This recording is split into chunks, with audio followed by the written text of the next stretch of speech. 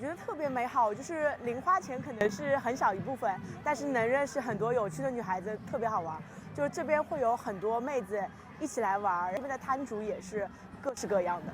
现在更知道自己适合什么和喜欢什么了，然后包括我们肯定是财力有限、精力有限，所以就把更有限的时间就给到更多自己的爱好。现在的话，可能就是更注重就是性价比一点，就不会就是想要什么就可能就是无脑的买。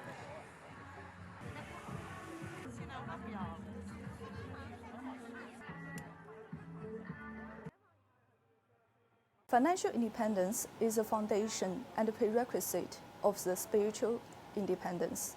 80% of our surveyed female consumers say that women cannot give up their jobs for the sake of their families. As modern women wish to be more independent, they increasingly pursue self-development by investing in themselves, not only in health and appearance, but also for career and hobby developments, or even in financial investments and social engagement.